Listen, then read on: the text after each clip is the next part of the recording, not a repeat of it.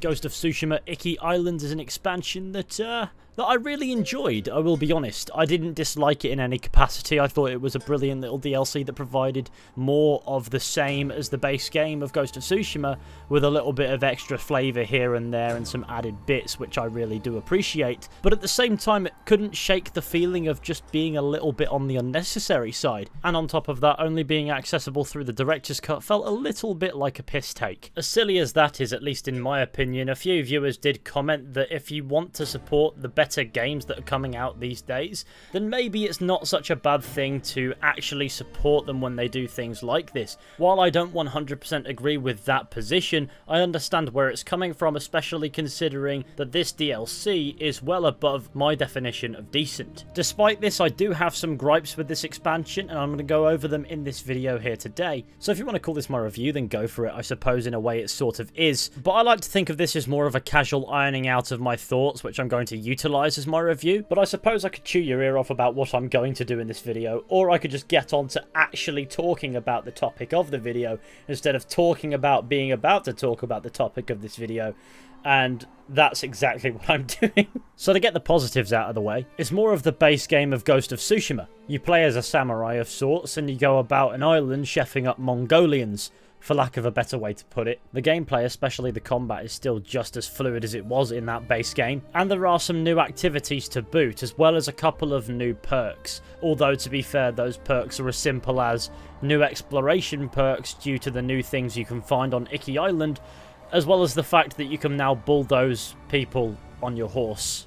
That's cool, but I never actually found a use for it. There are also some new enemy archetypes, although it's a little bit irritating that those enemy archetypes, whenever they're advertised as new, tend to fall into a category of hybrids, where they switch between two different archetypes that are already present, rather than actually being something completely fresh. However, I suppose the variety in enemy archetypes is already pretty good in Ghost, so they didn't feel the need to expand. I feel like there certainly is a missed opportunity in there somewhere, but I suppose the gameplay system can only go so deep before shit gets awkward to handle. Another positive is, though it is just technically more of Japan, Iki Island is a beautiful place to explore. And to know the side content isn't always necessarily the same old as the base game, it makes it feel fresh. Though when you come across endless amounts of archery challenges instead of something interesting, that freshness does begin to dissipate too. However, there are plenty of interesting things to see and do on Iki Island, such as 2 new mythic tails. And at the end of one you get an outfit with a monkey hat, and to be honest, that's just made my year. Because what is life if there's not a monkey sitting on your head? Other side content keeps the game interesting too, such as, for example, the animal sanctuaries, where you can play tunes to the animals and they come and say hello to you.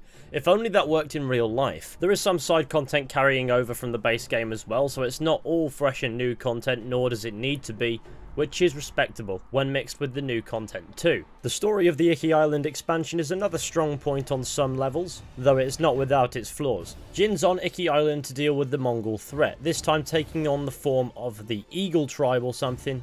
Eagle clan? Something along those lines. Which is led by a quite appropriately named main antagonist, the Eagle, who at the start basically gives Jin drugs, and then for the rest of the game he hallucinates flashbacks, amongst other things, of the Eagle trying to get into his head. While these hallucinations are done to the point where they get annoying unbelievably quickly, I respect the storytelling aspect to it. Jin is finally coming to terms with his father's death from the main game, which is a plot they didn't really explore to the highest degree there, so there was room for it. And along the way, while learning that it isn't his fault that his father died, Jin gets a better understanding of who his father was and why the Sakai name is resented, along with all of the samurai on Iki Island. It is a nice little story that doesn't necessarily contradict the main game, however I do have some gripes, which brings us on to the negatives aspect of this video. The Iki Island expansion on the whole just couldn't shake the feeling of being a little bit unnecessary. Now I know that may sound a little bit absurd, but hear me out, because I'm well aware that every single expansion in the history of DLCs could be considered unnecessary. Instead of feeling like a continuation or a big part of the story, the Iki Island expansion to me more came across as just an extra arc that didn't really add nor take away from very much. There's no specific point in the main story where I thought this would fit as something that Jin game would go off and do, and though some dialogue does change depending on whether or not you finished the game,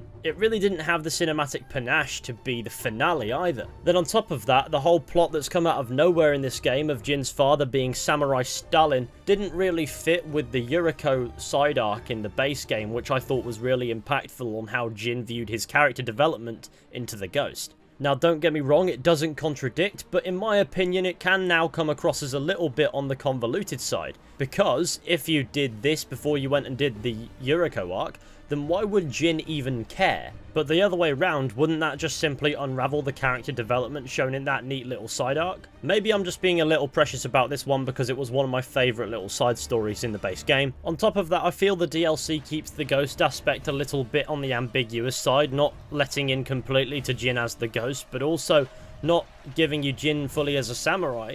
So you get this little in-between where everyone refers to Jin as a samurai, when in reality at the point where this unlocks in the game, Jin's fully embraced being the Ghost. And so in my opinion, that just doesn't blend all that well. But in the end, I suppose it doesn't really matter because there isn't much of a samurai presence on Iki Island as is. And so I suppose the whole samurai honor nonsense is a little less important. Another issue that affected the story for me was the amount of cutscenes in it that were as simple non-cutscenes, and by that I mean cutscenes where there's nothing really actually going on, it's just gameplay, but the characters are stuck in a conversation, standing around kind of idle and motionless while talking, which made certain plot points a little bit harder to follow than they needed to be, and also tanked the entire production value of the story being told, which is an issue that was definitely present in the main game too.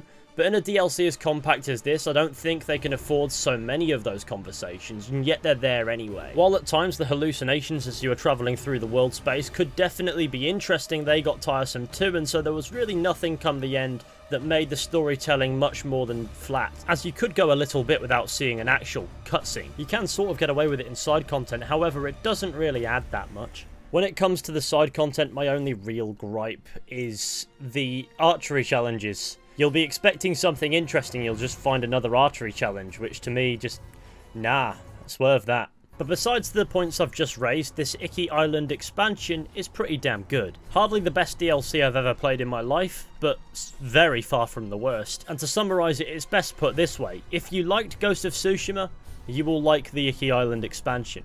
If you didn't, then there's really no point in suffering further. I enjoyed it because I enjoyed the base game of Ghost, and a lot of the positives do carry over, and there's definitely some positive improvements that have been added as a part of the director's cut, such as being able to replay duels, and other bits of content to boot. But there are some negatives that carry over as well. Could this expansion have done more? Yeah. It probably could have. Is it annoying that it has to be locked behind buying the entire director's cut to get? Yes, it is. It's not exactly the most pro-consumer move of all time.